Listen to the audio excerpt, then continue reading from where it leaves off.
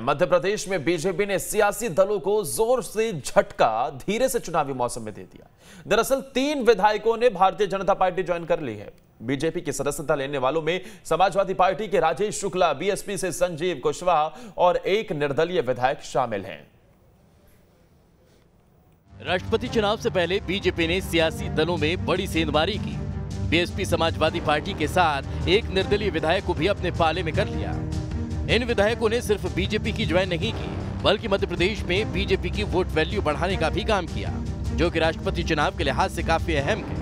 माननीय प्रधानमंत्री के नेतृत्व में, माननीय राष्ट्रीय अध्यक्ष जी का कुशल नेतृत्व, तो आज पूरे देश के अंदर लोगों को लगता है कि हम अगर कुछ कर सकते हैं तो भारतीय जनता पार्टी में माननीय प्रधानमंत्री नरेंद्र मोदी के नेतृत्व में हम जा सकते हैं। हमारी राज्य सरकारें बेहतर काम कर रही हैं, माननीय मुख्यमंत्री जी हमारे बेहतर काम कर रहे हैं, तो उन सबसे प्रभावित होकर के ऐसे हमारे 3 बड़े ताकतवर विधायक आज हमारे साथ सम्मिलित हुए। मैं उनका भाजपा के परिवार में स्वागत करता हूं। कहा जा रहा है कि राष्ट्रपति इलेक्शन के लिए इन्हें शामिल, इलेक्शन में तो है ही, लेकिन सहज रूप से हमारी नीतियों से, हमारे नेतृत्व से प्रभावित होकर के सम्मिलित हुए। एक नजर डालते हैं दूसरे दलों को छोड़कर बीजेपी में शामिल होने वाले विधायकों के नाम और उनके राजनीतिक सफर पर। भिंड से बीएसपी विधायक संजीव कुशवाहा ने छोड़ी पार्टी।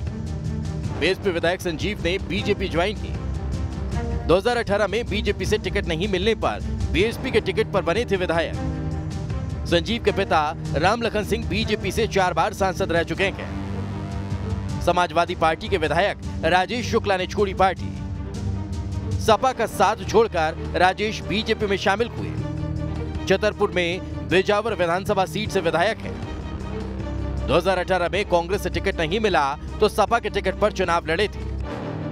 आगर के सुसनेर से निर्दलीय विधायक राणा विक्रम सिंह। विधानसभा में अब बीजेपी के होंगे 129 सदस्य। साफ जाहिर है कि इन विधायकों के बीजेपी में आने से बीजेपी की वोट वैल्यू में इजाफा हुआ है और यह इजाफा राष्ट्रपति चुनाव में बीजेपी के लिए किसी संजीवनी से कम नहीं है।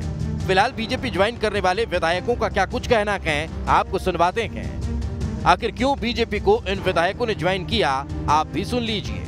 देखिए, निर्दलीय चुनाव जीता था, लक्ष्य विधान क्षेत्र के विकास का था, तो इसके लिए सरकार के साथ रहना जरूरी था, तो इसलिए भी सरकार के साथ था। लेकिन भाजपा के माननीय मुख्यमंत्री जी का काफ़ी सहयोग रहा और उनकी भाजपा की रीति नीतियों से प्रभावित होकर मैंने सदस्यता ग्रहण की है। ये हमारी घर वापसी है, चूंकि हमारे पृष्ठभूमि भारतीय जनता पार्टी से थी। हमारे पिताजी 4 बार सांसद रहे, विधायक रहे, पार्टी ने बहुत सम्मान दिया। चुनावी मौसम में बीजेपी की सेंधमारी पर कांग्रेस तिलमिलाई हुई है, क्योंकि कहीं न कहीं प्रदेश में सत्ता पक्ष के मुकाबले विपक्ष कमजोर होता जा रहा है। यही वजह है कि कांग्रेस नेता बीजेपी में उथल-पुथल होने का आरोप मढ़ रहे हैं। कुछ विधायकों को लाके एक माहौल फिर से डेवलप किया जाए कि देखिए बीजेपी की स्थिति अच्छी है और ये विधायक भाग के आ रहे हैं। और ये तीनों विधायक, इनकी कॉन्स्टिट्यूंसी का सर्वे करा लीजिए, तीनों विधायक बहुत वोट से हार रहे हैं। मध्य प्रदेश बीजेपी ने दूसरे दलों के विधायकों को तोड़ने में कामयाबी हासिल की है। साथ ही बीजेपी में शामिल होने वाले विधायकों को आगामी विधानसभा चुनाव में टिकट भी देने का आश्वासन दिया। हालांकि बीजेपी को स्थानीय स्तर पर भी डैमेज कंट्रोल की कवायद करनी होगी। भोपाल से नितेंद्र शर्मा के साथ टीम न्यूज स्टेट।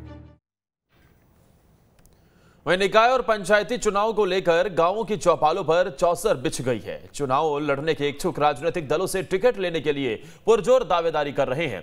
वहीं चुनाव के संभावित उम्मीदवारों ने प्रचार जनसंपर्क भी शुरू कर दिया है। इसके साथ ही चुनाव प्रचार सामग्री की शहर में कई दुकानें सज गई हैं। चुनावी बुखार अपनी खुमारी पर है, लेकिन चुनाव प्रचार की सामग्री बेचने वाले दुकानदार मायूस हैं।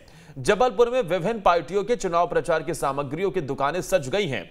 बीजेपी कांग्रेस के बड़े नेताओं से जुड़ी तमाम तस्वीरें और बैनर सजाए दुकानदार बैठे हैं, लेकिन खरीदार नदारद हैं।